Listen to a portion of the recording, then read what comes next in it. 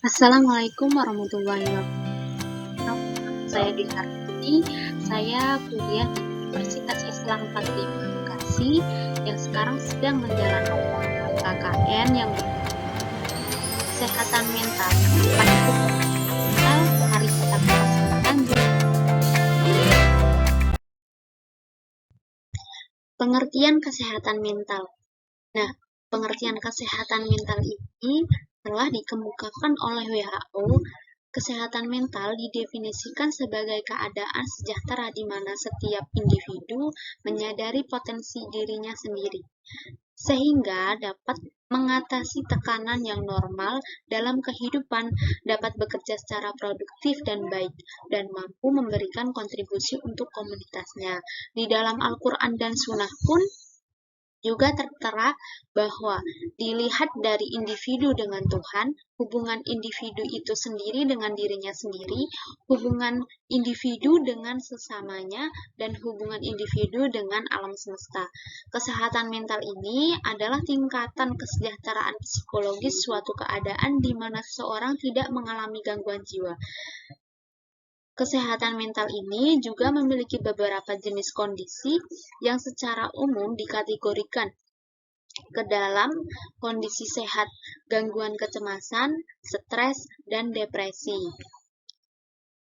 Kemudian, kesehatan jiwa juga dapat didefinisikan sebagai ranah yang mengurus, mengelola, dan sebagainya. Suatu kondisi yang memungkinkan perkembangan fisik, intelektual, emosional menjadi lebih optimal dari seseorang yang berkembang itu sendiri menjadi sejalan dan selaras dengan keadaan orang lain.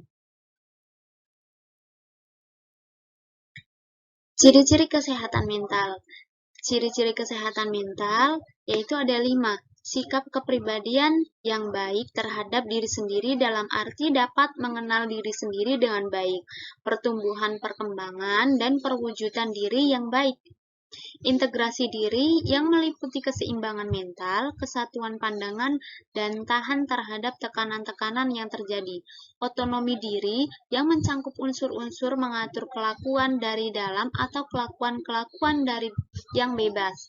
Persepsi mengenai realitas, bebas dari penyimpangan kebutuhan, serta memiliki empati dan kepekaan sosial. Kesehatan mental ini juga memiliki sebab. Apa sih sebab dari kesehatan mental atau gangguan jiwa? Yaitu yang pertama, supranatural. Dari teori supranatural ini menyatakan bahwa gangguan jiwa itu disebabkan oleh kerasukan atau gangguan oleh makhluk gaib. Yaitu gangguan-gangguan ini, dari teori ini dapat kita telaah bahwa seseorang yang memiliki gangguan jiwa itu berasal dari hal-hal gaib seperti makhluk halus ataupun yang lain sebagainya. Kemudian teori yang kedua itu teori psikologis, memfokuskan diri pada pengalaman yang menyebabkan stres ataupun perasaan tertekan atau trauma. Trauma ini mengguncang emosional karena pengalaman buruk, perilaku dan pikiran yang tidak selaras dengan sekitarnya, atau persepsi yang terbiasakan, misalnya seperti penerimaan indrawiyah yang sebenarnya tidak ada, seperti mendengar suara-suara yang tidak nyata. Jadi seperti seseorang yang berhalusinasi akan sesuatu, seperti misalnya kita takut akan ke kamar mandi pada malam hari, takut akan ada hantu atau suara-suara tertentu. Padahal itu adalah hanya halusinasi dari diri kita sendiri. Dan teori yang ketiga ini terkait dengan teori biologis. Teori biologis menyatakan bahwa gangguan jiwa disebabkan oleh ketidakberfungsian ragawi seperti akibat dari penyakit lain, pewaris genetis secara turun-menurun, atau ketidakseimbangan dan kerusakan otak. Kalau yang teori ketiga ini biasanya diidap oleh seseorang yang sudah ada dari turun-menurun dari orang tua ke anaknya, kemudian ke anaknya lagi. Dari pengertian kesehatan mental yang telah saya paparkan tadi, perlunya kita untuk mengontrol diri. Apa sih itu sebenarnya kontrol diri? Nah, kontrol diri merupakan suatu kecakapan individu dalam kepekaan membaca situasi diri dan lingkungan serta kemampuan untuk mengontrol dan mengelola faktor-faktor perilaku sesuai dengan situasi dan kondisi untuk menampilkan diri dalam melakukan sosialisasi. Kontrol diri ini sebagai suatu kemampuan untuk menyusun, membimbing, mengatur, dan mengarahkan bentuk perilaku yang dapat membawa individu ke arah konsekuensi yang positif. Kontrol diri ini biasanya sangat susah dilakukan pada usia remaja, karena usia remaja ini sedang melakukan permindahan atau sedang beradaptasi dengan lingkungan atau sedang melakukan mencari jati diri mereka. Ciri-ciri individu yang memiliki kontrol diri yang rendah. Menurut Getson dan Hirsi menyatakan bahwa individu yang memiliki kontrol diri yang rendah cenderung bertindak impulsif, lebih memilih tugas yang sederhana dan melibatkan kemampuan fisik, egois, serta senang mengambil resiko, mudah kehilangan kendali emosi karena mudah frustasi.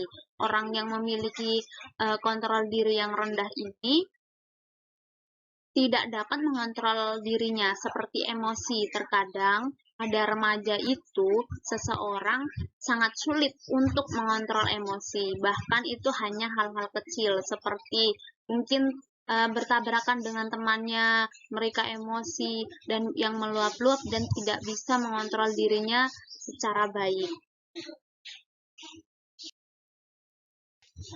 Di sini terdapat beberapa ciri-ciri remaja yang mampu memiliki kontrol diri yang rendah. Yang pertama itu tekun dan tetap bertahan dengan tugas yang harus dikerjakan walaupun menghadapi banyak hambatan. Nah, orang yang seperti ini merupakan orang-orang yang memiliki kontrol diri yang tinggi. Mengapa? Karena orang tersebut tetap menghadapi masalah dan rintangan yang sedang ia hadapi dalam mengerjakan tugas-tugas dan berusaha untuk menyelesaikan tugas tersebut. Yang kedua itu dapat merubah perilaku menyesuaikan dengan aturan dan norma yang berlaku di mana ia berada. Jadi, orang dari ciri-ciri kedua ini, orang tersebut mampu menyesuaikan diri saat berada di lingkungan yang baru maupun lingkungan yang lama. Yang ketiga, tidak menunjukkan perilaku yang emosional atau meledak-ledak. Nah, ini yang sudah saya jelaskan tadi bahwa biasanya remaja itu memiliki emosi yang tidak terkontrol karena hal-hal kecil ataupun hal-hal yang mungkin hanya sepele. Sesuatu yang remaja itu tidak dapat mengontrol. Nah, anak yang memiliki kontrol diri yang tinggi biasanya dapat mengontrol emosinya, mungkin lebih bisa memaafkan dengan sesamanya atau lebih memilih diam ketika sesuatu terjadi. Yang keempat ini bersifat toleran atau dapat menyesuaikan diri terhadap situasi yang tidak kehendaki.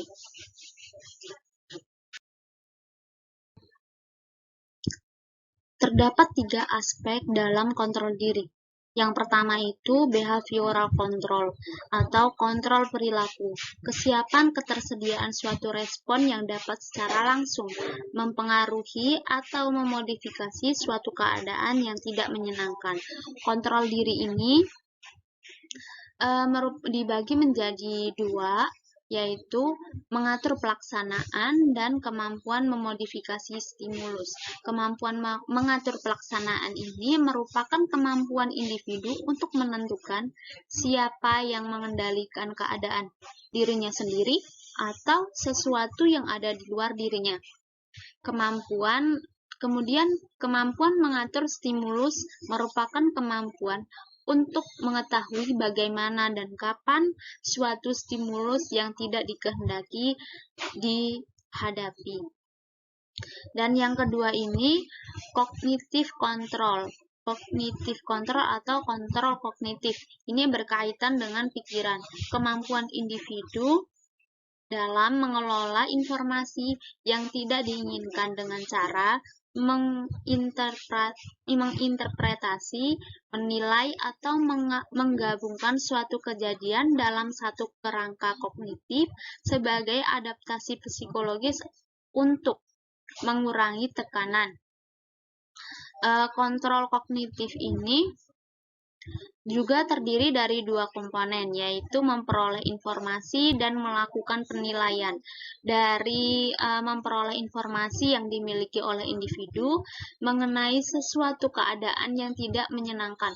Dari individu ini dapat mengantisipasi keadaan tersebut dengan berbagai pertimbangan.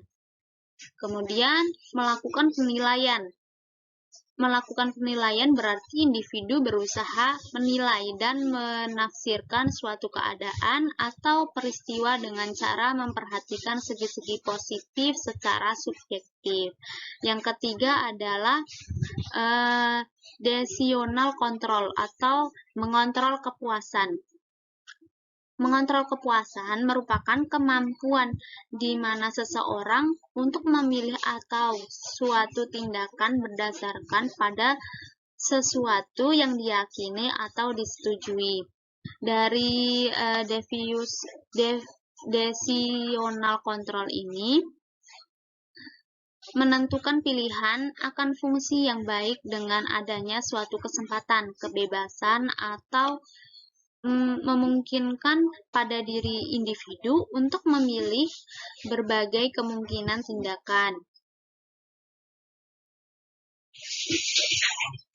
Jenis-jenis kontrol diri. Jenis-jenis kontrol diri terdapat 3, yaitu yang pertama, over control. Over control merupakan kontrol diri yang dilakukan oleh individu secara berlebihan, yang menyebabkan individu banyak menahan diri bereaksi terhadap stimulus. Jadi, over control ini merupakan seseorang yang mengontrol dirinya secara berlebihan. Kemudian ada under control, merupakan suatu kecenderungan individu untuk melepaskan impuls dengan bebas secara perhitungan yang matang. Jadi, seseorang dengan under control ini biasanya mempertimbangkan dahulu sebelum mengontrol dirinya atau ingin mengambil sebuah keputusan. Yang ketiga, opportunity control merupakan kontrol individu di mana upaya mengendalikan impuls secara tepat. Nah, ini merupakan kontrol diri yang sudah tepat untuk seseorang mungkin yang sudah memiliki kontrol diri yang baik.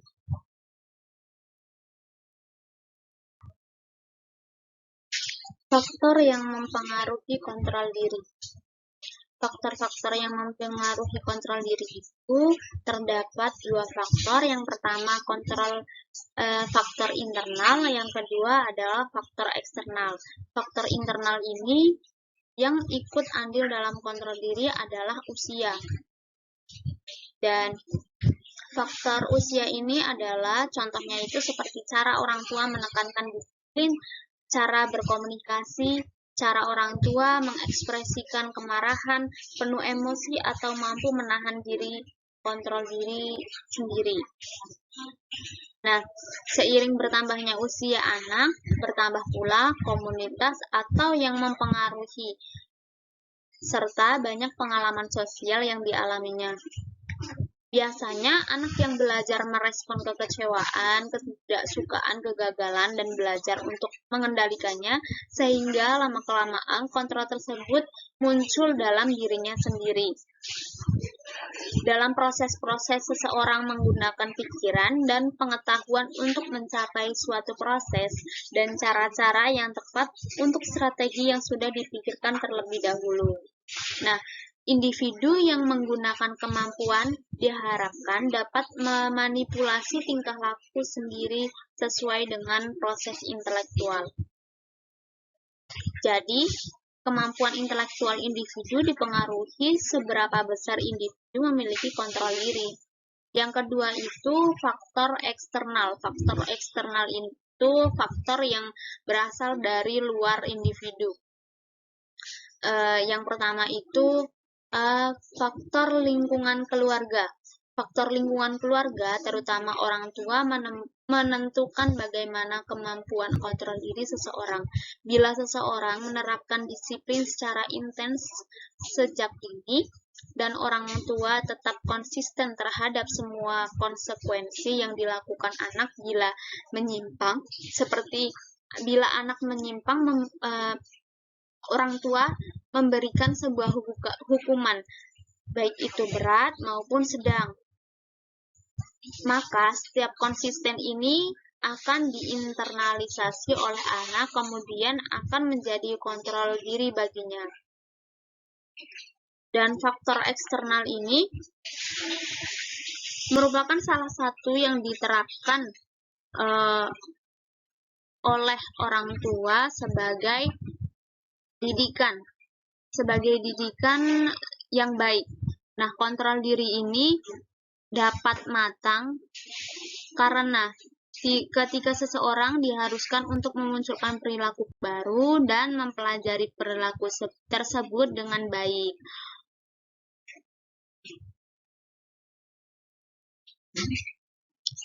Dari pemaparan yang tadi sudah saya jelaskan, dapat ditarik kesimpulan bahwa kontrol diri itu sangat penting dimiliki oleh setiap individu.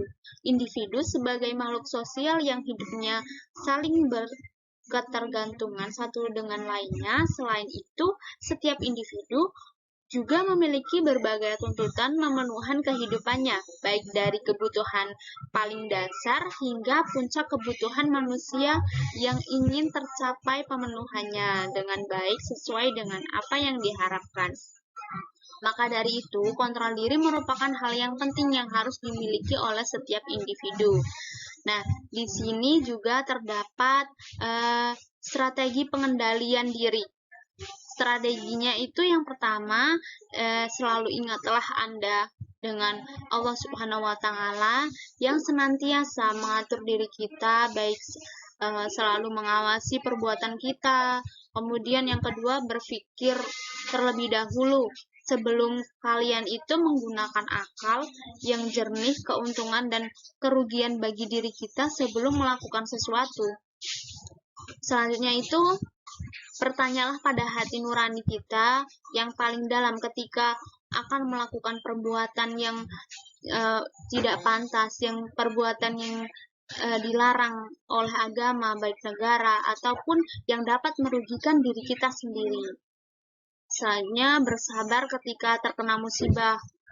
Nah, itu adalah strategi-strategi yang mungkin dapat diterapkan untuk mengontrol diri kita sendiri.